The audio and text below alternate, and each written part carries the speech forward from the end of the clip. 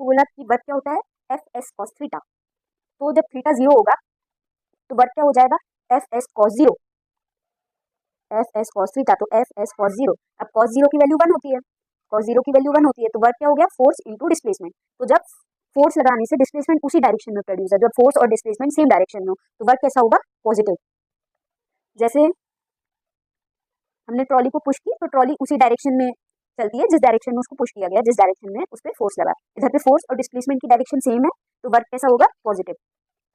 अब जब theta 90 degree होगा तो क्या होगा, वर्क वर्क होगा एफ एस कॉस थीटा, मतलब F S into cos 90 degree, पर कॉस 90 डिग्री 0 होता है तो वर्क 0 हो गया। तो जब फोर्स लगाया हमने, पर फोर्स और डिस्प्लेसमेंट के बीच में 90 डिग्री का एंगल बन रहा है, ये यहाँ पे थीटा क्या है, एंगल जो फोर्स और डिस्प्लेसमेंट के बीच में बन रहा है। तो अगर फोर्स और डिस्प्लेसमेंट के बीच में 90 डिग्री का एंगल बन रहा है तो क्या होगा, 0 वर्क होगा, कोई वर्क नहीं होगा।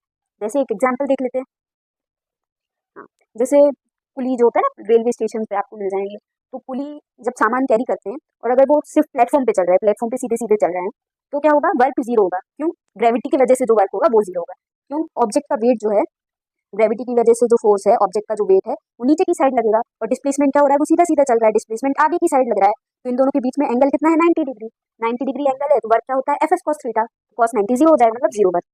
ओके, अब एक और कंडीशन देख लेते हैं, जब थीटा 180 डिग्री हो, मतलब फोर्स और डिस्प्लेसमेंट दोनों अपोजिट डायरेक्शन में हो रहे हैं। जब दोनों अपोजिट डायरेक्शन में होंगे तो उन दोनों के बीच में एंगल कितना होगा, 180 डिग्री का।